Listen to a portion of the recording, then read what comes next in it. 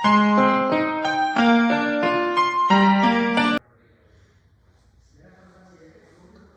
Guys, welcome again. काफ़ी सारे question maths के हम देख चुके हैं IIT जेम स्टार्ट 2023 के, है ना। कुछ क्वेश्चंस और देखते हैं उसी के सीरीज में। So next question is question number 36। 35 हमने किया था लीनियर अलजेब्रा, है ना। बहुत सारे कर चुके हैं हम, 1 2 6 7 16 26 27 31 35, बहुत सारे कर चुके हैं। 36 सो एक नाइट वाइज चल रहा है, हो सकता है सीरियल नंबर पेपर वाइज ऊपर नीचे हो। बट क्वेश्चन नंबर 36 क्या कहता है कि let F R to R be a function defined by this. तो अगेन जो मैंने पहले भी करवाया आपको टू वेरिएबल का। सो टू वेरिएबल जो है बड़ा इंपॉर्टेंट हो जाता है ना। कैलकुलस में टू वेरिएबल का क्वेश्चन जो है अक्सर आता है ना। तीन क्वेश्चन आपको जनरली देखने को मिलते हैं और हर बार सेम ही फंक्शन दिया होता है, ऑलमोस्ट सेम। नीचे X square plus Y square, जैसे X square plus Y square देखे, क्योंकि मैं बहुत बार क्लास में करवा चुका हूँ, सो मैं थोड़ा हिंट दे देता हूँ उसमें, है ना। तो नीचे जब भी X square plus Y square देखे, you can change in polar. आप x को r cos थीटा, y को r sin थीटा डाल सकते हो, और अगर थीटा पे डिपेंडेंट हो जाए तो आप कह सकते हो कि लिमिट एग्जिस्ट नहीं कर रही है ना। तो अब कॉन्टिन्यूटी के लिए डिफरेंस देखो, कॉन्टिन्यूटी पूछ लिया, डिफरेंशिएबिलिटी पूछ लिया, पार्शियल डेरिवेटिव पूछ लिया, तीनों चीजें पूछ ली उसने, है ना। तो पार्शियल डेरिवेटिव अगर एग्जिस्ट करते हैं तो हम उल्टा नहीं कह सकते, मतलब अगर फंक्शन डिफरेंशिएबल है तो कॉन्टिन्यूअस होगा, है ना। Differentiability imply quantity converse too नहीं है ना। तो अगर फंक्शन डिफरेंशिएबल है, कॉन्टिन्यूअस है, तो उसके पार्शियल डेरिवेटिव एग्जिस्ट करेंगे, वो उल्टा ट्रू नहीं है। अगर पार्शियल डेरिवेटिव एग्जिस्ट करेंगे तो फंक्शन डिफरेंशिएबल हो जाएगा, ऐसा नहीं है।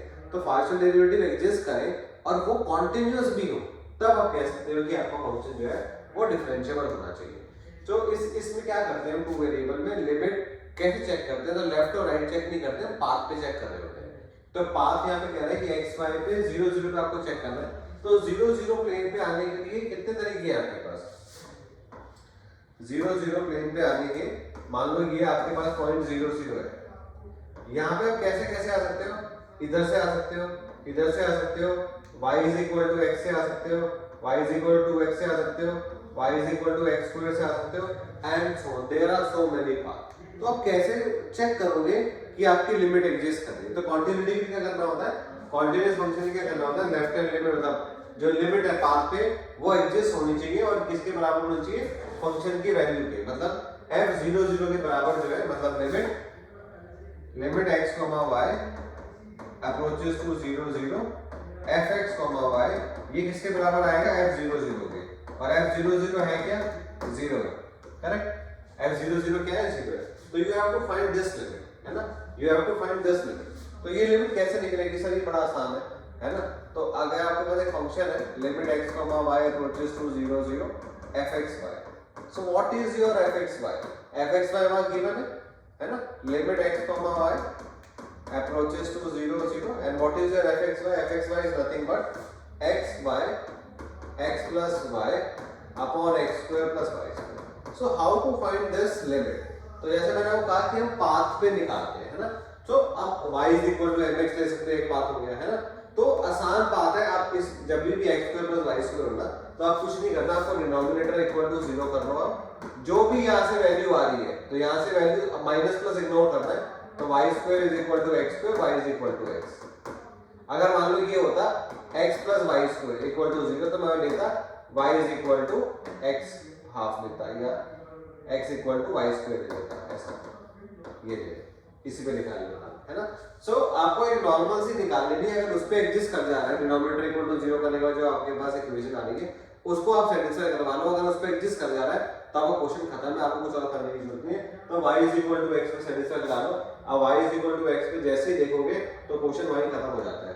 जैसे y is equal to x आप में डालोगे तो x y is equal to x कह रहा हूं, तो दिस इज x स्क्वायर, तो x plus x upon x square plus x square, तो this is x plus x 2x, तो ऊपर क्या आ गया 2x cube upon 2x square, this cancel out, एक ऊपर x बच गया। और अगर इसकी लिमिट देखोगे x y 0 0 पे क्या आ गई? एग्जैक्टली 0 आ गई। देयर इज नो डिपेंडेंस, है ना। एग्जैक्टली क्या आ गई? 0 आ गई, कोई डिपेंडेंस नहीं है।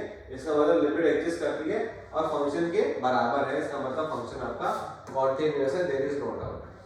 फंक्शन आपका क्या है? कॉन्टिन्यूअस है ना। तो क्लियर है ना। बहुत डिटेल में अभी यहाँ पे बेसिक थोड़ा हिंट है, बाकी हम जब पूरा करते हैं तो एग्जैक्टली करते हैं, नोट्स बनाते हैं जब प्रॉपर क्लास में, तो बहुत अच्छा डिटेल में जाना पड़ता है, क्योंकि आपको सब कुछ वहां देगा, डायरेक्शन डेरिवेटिव भी इवन हम डिस्कस करते हैं इसके अंदर, बट ठीक है अभी फिलहाल के लिए कंटिन्यूटी हमें क्लियर है, कंटिन्यूटी ऐसे निकालते हैं। नेक्स्ट है ना partial derivative of f with respect to y, है ना। तो partial derivative you know that partial derivative, अच्छा कह रहा है एग्जिस्ट एट 0 0 में पूछ रहा है आपसे, तो partial derivative del f by del y, है ना, एट 0 0 में पूछ रहा है आपसे क्या आएगा, तो व्हिच इज f by, आप क्या लिख सकते हो वैसे, limit k tends to 0, formula क्या होता था बेटा, limit k tends to 0 f of x, y plus k minus fx by k, है ना। तो this is your x by which is tending to 0 0, है ना। पॉइंट जो है वो आपका a और, अच्छा a और b लिख सकते हैं, ज्यादा आसान रहेगा, कंफ्यूजन नहीं होगी। This is a, this is b, है ना। तो ये पॉइंट जो है हमारा वो 0 0 है, पॉइंट पे 0 0 दे के आ गया, limit k tending to 0 f of 0 k minus f 0 0 by k, तो this is equal to what, limit k tends to 0। तो यहाँ पे अगर आप देखोगे x को 0 डालना है, मतलब ये जो वैल्यू है x और y की है, तो x को 0 डालना है। So if you put x equal to 0, so you get 0 by y square which is nothing but 0 minus f0 0 is 0 by k, so this value is already 0. So this function partial derivative of f y at exists 0 0 and with value 0, definitely आप ये सही कह रहे हैं, बिल्कुल सही है ये। पर देखो यहाँ पे ये कह रहा है partial derivative of f with respect to x is continuous on r, 0 नहीं पूछ रहा है ये, है ना, continuous on r पूछ रहा है। तो इसका आप fx निकालोगे तो it need not to be continuous, आप चेक कर सकते हैं। सेम वे से इसका पार्शियल डेरिवेटिव कर लो, you can do partial derivative, है ना, डायरेक्ट पार्शियल डेरिवेटिव कर दो आपसे, तो डायरेक्ट पार्शियल डेरिवेटिव करके अगर आप वैल्यू डालोगे ऐसे y को वापस करोगे, सो ये सेटिस्फाई नहीं करेगा। fx करके कह रहा हूं, f में तो कर ही रहा है, fx करने के बाद जब डेरिवेटिव खोलोगे इसका वैल्यू डालोगे तो ये सेटिस्फाई नहीं करेगा, कंटीन्यूअस नहीं होगा, ठीक है, this is not continuous. How to check the differentiability, how to check the differentiability fx, I hope ही समझ कर लोगे आप, है ना, कुछ नहीं करना है, क्वोशिएंट है ना, न्यूमरेटर क्वोशिएंट का नॉर्मल फॉर्मूला लगाना है, मतलब कुछ नहीं करना है, समझ रहे हो। तो x square plus y square का होल स्क्वायर, ये एज इट इज, ऊपर वाला एज इट इज, इसका डेरिवेटिव माइनस ये एज इट इज नीचे वाला डेरिवेटिव, बस ये करके आपको वैल्यू डालनी है 0 0, आप देखोगे कि लिमिट एग्जिस्ट नहीं करेगी। How to check the differentiability which is very important, है ना। डिफरेंशिएबिलिटी अक्सर बच्चों को फंस जाता है कि सर डिफरेंशिएबिलिटी कैसे काम करेगा, है ना। So differentiability is very important, differentiability is very important, समझ रहे हो। तो how to check the differentiability, so आपको अगर चेक करना है कि f is differentiable at a comma b, so there is one formula, है ना, I want to give you, कि आप अगर याद रख पाओ तो आपके लिए चीजें आसान हो जाएगी। There are so many other ways, I know that already, कि बच्चे अलग अलग तरीके से करते हैं, है ना, स्लोप निकाल के भी कर सकते हो, डिफरेंशिएट कर सकते हो, बट मैं एक फॉर्मूला दे रहा हूँ जनरल बच्चों के लिए जो बहुत परेशान रहते हैं जब डबल वेरिएबल का क्वेश्चन आता है तो कैसे करें। तो देखो a plus H comma b plus K minus f of a comma b minus h fx a comma b minus k fy a comma b upon under root में h square plus k square. अगर आप ये formula ध्यान रख पाओ तो आपको differentiability में कभी भी प्रॉब्लम नहीं होगी। सर इसमें तो ये तीनों चारों चीजें निकालनी पड़ती है, निकालनी ही पड़ती है। आप कभी भी टू वेरिएबल क्वेश्चन दो, पार्शियल डेरिवेटिव का ऑप्शन पक्का होता है, तो जब ऑलरेडी आप निकालते हो तो उसी का यूज करके फॉर्मूला डिराइव कर लेते हैं। इस फॉर्मूले से आप चेक करो कि डिफरेंशिएबिलिटी होगा या नहीं, अल्टीमेटली लिमिट ही कर रहे हैं, है ना, पर डिफरेंशिएबिलिटी के लिए तीनों चीजें चेक करनी पड़ जाती है, ठीक है, कॉन्टिन्यूटी भी और पार्शियल डेरिवेटिव। जैसे मैंने बोला कि अगर पार्शियल डेरिवेटिव एग्जिस्ट करता है और कॉन्टिन्यूअस होते हैं दोनों, तो फंक्शन डिफरेंशियल होता है। तो दोनों ही चीजें इस फॉर्मूले में मैंने फिल्टर कर ली है एक्चुअली डायरेक्टली, है ना। तो आप डाल के देख लो चाहे यहाँ पे, है ना, फॉर योर रेफरेंस मैं लिख देता हूँ दिस टेंडिंग टू 0 0 और a कॉमा b, a और b हमारा 0 0 पे पूछ रहा है वो आपसे, है ना। तो ये क्या हो गया h कॉमा के, डायरेक्ट लिख रहा हूँ बेटा, है ना, a और b की वैल्यू 0 डाल दी मैंने और कुछ नहीं किया। अच्छा यू नो दैट कि ये कितना आएगा, fx 0 0 यू नो 0 आएगा और fy अभी निकाला, जो fx की है वही fy भी है ना, सेम ही था, उसमें कोई फर्क नहीं पड़ने वाला। जब आपका fy 0 आया, आप सेम वे fx करो तब भी 0 ही आ रहा है, बिकॉज़ वहां पे y 0 हो जा रहा है, काम खत्म है। वहां पे x 0 हो जा रहा था, काम तब भी खत्म था, तो कोई फर्क नहीं पड़ेगा। So limit h comma K tending to 0 0 बेटा, दिस fh क्या आएगा, h के h प्लस के upon H square plus K square, this value 0 है, ये वैल्यू ऑलरेडी हमारे को 0 आ चुकी है, अपॉन में H square plus K square. आप समझ पा रहे होंगे ये लिमिट तो आपको 0 नहीं दिख रही होगी। Limit h comma K tending to 0 0 and this is h K h plus K h square plus K square upon under root में h square plus K square, ये आ गया है ना, ये आ गया। अब आप चाहे k को h मान लो, सिंपल सा, कुछ और मत करो, चाहे k को h ही मान लो, so you let k is equal to h, और कुछ करो तब भी क्वेश्चन वही खत्म हो जाएगा, आप देख पाओगे कि डिपेंड कर जाएगा। तो k को अगर आप h लोगे तो this is h square, this is k को h लोगे दिस इज 2h,